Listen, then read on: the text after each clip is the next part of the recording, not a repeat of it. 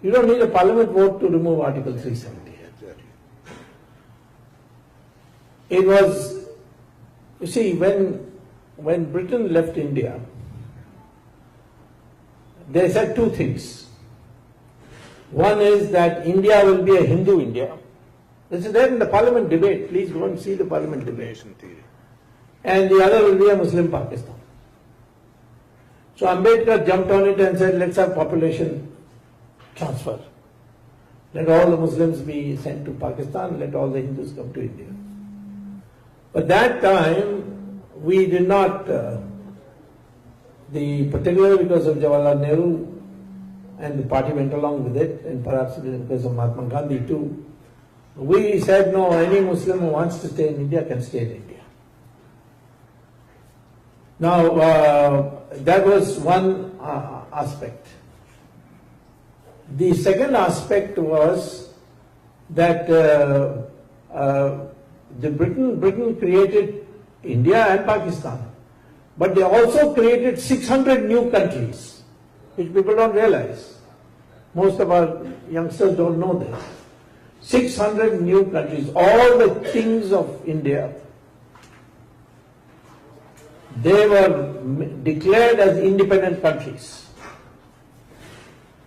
And it's to the credit of Sardar Patel that he met all of them, all 600.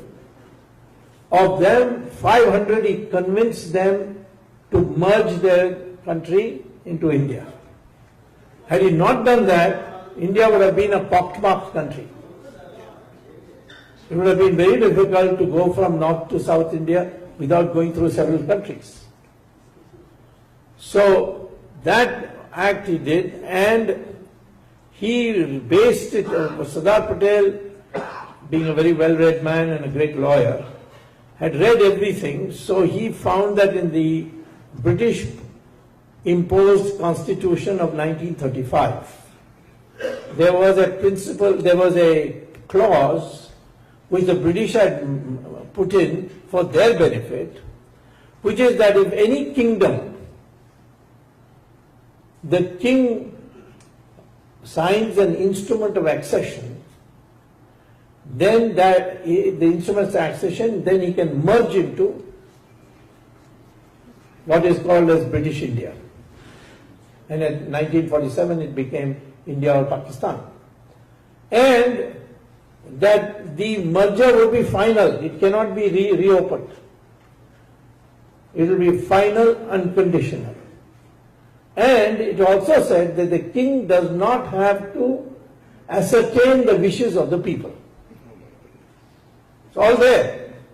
So these 500, roughly 500 countries were merged turn by turn. For some, Sardar Patel offered them a fat compensation. Some he offered them that will augment your harem or something like that. Or for some he threatened them. And in the over a period he managed to do it with a great achievement. And the builder of modern India should be Sardar Patel and nobody else. It's a tragedy. It's a tragedy that when I became minister, at that time when Sardar Patel was doing this, the king of Kashmir, being a Hindu and thinking that he had a large Muslim population, and being on the border of India and Pakistan, he thought he will emerge as a kind of Switzerland. And in the beginning he said, no, I am not merging with either India or Pakistan. Then Pakistan sent its army into Kashmir. And the king's army was no match for it. So they were on the outskirts of Srinagar. They had come as far as Baramulla. And the king got panicky. And he came rushing to Delhi and met Sardar Patel and said, please send the army to protect me. After all, I'm all said and done, I'm a Hindu king and all that. So Sardar Patel said, yes, yes, of course you are a Hindu king, we know that. We like you also very much. But here's a piece of paper, please sign here. That was the instrument of accession. And he signed it. He said, otherwise, no army, you go back. So that man gave some abuses, I was told by an eyewitness, to Sardar Patel. You're a mean, cruel man, this, that, but anyway, he signed. So on that day, which is 26th October 1947, Kashmir became irreversibly a part of India, and he did not have to ascertain the opinion of any the people of Kashmir for doing that. So there is no dispute on Kashmir. But Jawaharlal Nehru thought this Patel is getting every credit. So he said, no, this is an international matter, because you see it's a border state and there's Hindu and Muslim, other states are not quite like that, and therefore we will try to get Pakistan's army evicted by going to the UN. And he went to the UN. I found that when I was minister, I looked at the old files and I found that there was no cabinet resolution to take this to the UN. So it's not binding on any future government taking it to the UN. We can withdraw it any time. I don't know whose advice Sardar Patel, he didn't take Sardar Patel's advice, but I don't know whose advice Nehru took. But the opinion of Moraji Desai was, the only opinion he ever took was of Edwina Mountbatten. And after doing it, he promised Article 370 to be incorporated in the new constitution, which was being discussed at that time by the Constituent Assembly. The president of the Constituent Assembly was Rajendra Prasad.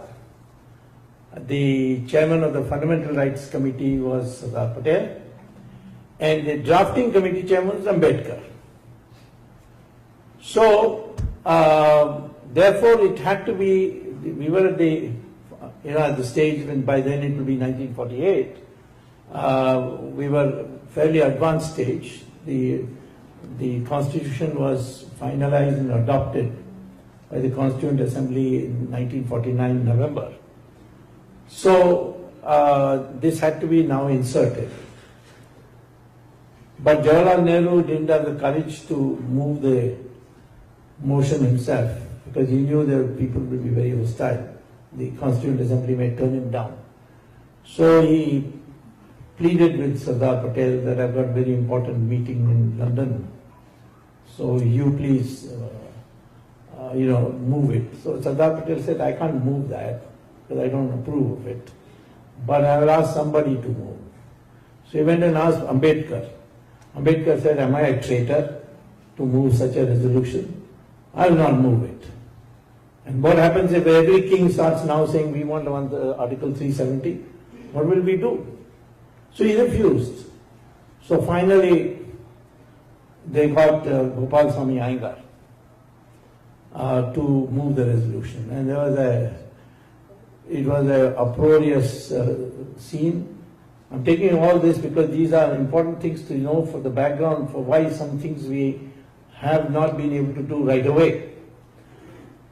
And he moved the resolution, and finally Sardar Patel had to get up and say it is a temporary measure and it can be removed by an executive order, won't need parliament vote, and on that basis you please pass it.